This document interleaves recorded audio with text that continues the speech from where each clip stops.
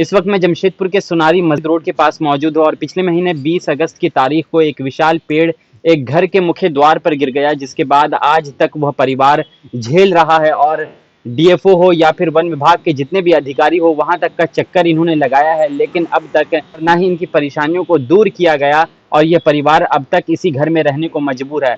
अगर आप स्थिति देखना चाहेंगे तो तस्वीरों के माध्यम से जैसा कि आप देख रहे हैं, इस घर की दीवार को एक बांस के सहारे से रोका गया है और ना जाने कब आंधी बारिश और तूफान आए तो ये दीवार फिर से गिर जाए और कोई बड़ा हादसा, कोई बड़ी दुर्घटना ना घट सके। आपको बता दें, ये दीवार आधे में आके रुका हुआ है और जब ये विशाल पेड़, ये दरख्त गिरा था, उस वक्त कोई व्यक्ति यहाँ पर मौजूद नहीं था। आप समझ सकते हैं, इस घर में एक बूढ़ी माँ है, व्यक्ति है, कई सारे लोग सदस्य रहते हैं और वो बच गए। अगर उस दिन ये यहाँ पर मौजूद होते या इस पेड़ के नीचे आते, सोचिए क्या हादसा उस दिन होता, क्या दुर्घटना घट सकती थी। और सबसे बड़ी कहीं ना कहीं अनदेखी जिला प्रशासन की ओर से, वन विभाग की ओर से की गई है कि 1 महीने से ये परिवार इसी तरह से रहने को मजबूर है, लेकिन अब तक ना तो इनकी मदद के लिए कोई सरकारी अधिकारी यहाँ पर पहुंचा और ना ही कोई सरकारी अधिकारियों की ओर से कोई कार्रवाई की गई इस पेड़ को हटाने के लिए कि जल्द से जल्द इस पेड़ को हटाया जा सके और परिवार को जो दिक्कत हो रही है, जो समस्याओं का सामना इन्हें करना पड़ रहा है, वो दूर हो सके। आप देख सकते हैं तस्वीरों में, मेन गेट के पास ये पेड़ गिरा हुआ है। घर में अगर कोई व्यक्ति बीमार पड़ जाएगा, बूढ़ी माँ है, महिलाएं रहती हैं, तमाम लोग रहते हैं, अगर उन्हें इमरजेंसी में अस्पताल जाना पड़े या कहीं और जाना पड़े तो सोचिए वो यहाँ से कैसे बाहर निकलेंगे। हमारे साथ मोहम्मद गुलजार साहब हैं, हम उनसे भी बात करेंगे और उनसे जानने का प्रयास करेंगे कि यह हादसा कब हुआ और इस हादसे के बाद उन्होंने इसको लेकर कहाँ कहाँ कंप्लेन की और इस पर कितनी कार्रवाई अब तक हुई है। जमशेदपुर के सोनारी थाना अंतर्गत मस्जिद रोड के रहने वाले एक परिवार पर करीब 1 महीने से आफत आ पड़ी है, जिसका सूद अभी तक प्रशासनिक लोगों ने नहीं लिया है। आपको बता दें कि मस्जिद रोड के रहने वाले मोहम्मद गुलजार का परिवार जिस छत के नीचे रह रहा था, वह छत पर गिर जाने की वजह से क्षतिग्रस्त हो गया है। यह मामला 21 अगस्त का है, जहां विगत दिनों तेज आंधी बारिश की वजह से एक पेड़ उनके घर पर जा गिरा, जिसके वजह से परिवार वालों को हल्की चोट आई, लेकिन उनका घर पूरी तरीके से क्षतिग्रस्त हो गया है। आपको बता दें कि घर के मालिक ने प्रशासन से लेकर स्थानीय जनप्रतिनिधि तक का दरवाजा खटखटाकर तंग आ चुका, लेकिन अभी तक मदद के लिए किसी ने भी हाथ आगे नहीं बढ़ाया।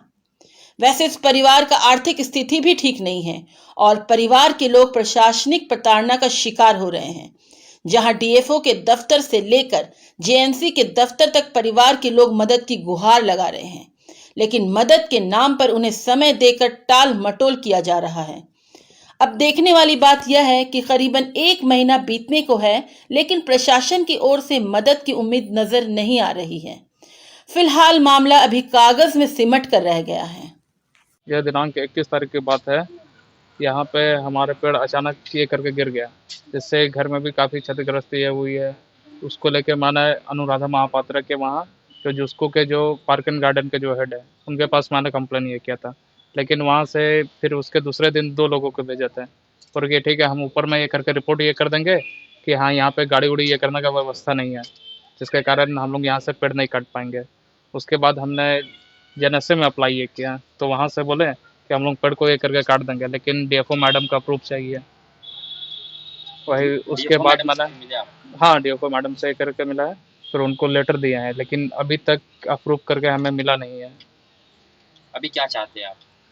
अभी हम ये चाहते हैं कि मेरे मम्मी की भी अगर तबीयत खराब रहती है, अगर उनको भी बीच बीच में डॉक्टर के पास लेके जाना पड़ता है, उनको भी ले जाने में दिक्कत पड़ रहा है। और हालांकि ये जो है कि पेड़ के रास्ते दरवाजे के पास निकलने में भी काफ़ी समस्या आ रही है और ये कभी भी अगर कुछ भी अगर टूट के अगर गिर जाता तो कुछ भी हादसा हो सकता है। ये कब से आप लोगों के साथ इस समस्या है? ये हम 21 तारीख से इसके बीच में परेशान है। 20 तारीख को पेड़ गिरा? हाँ। तो 20 के बाद से आपने कंप्लेन जिन जगहों पर किया गया, वहाँ से अभी तक कोई कार्रवाई नहीं की गई?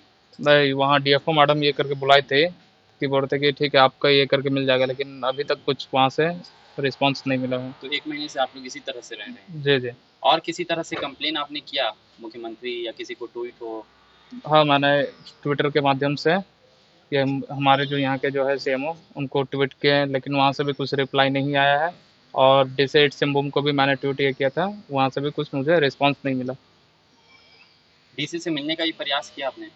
नहीं, डीसी मैडम से तो अभी तक तो नहीं मिल पाए हैं, लेकिन उनको एक लेटर दिए थे हम, लेकिन वहाँ से भी अभी लेटर के अभी तक तो कुछ पता नहीं कि क्या ये हुआ चीज़ है।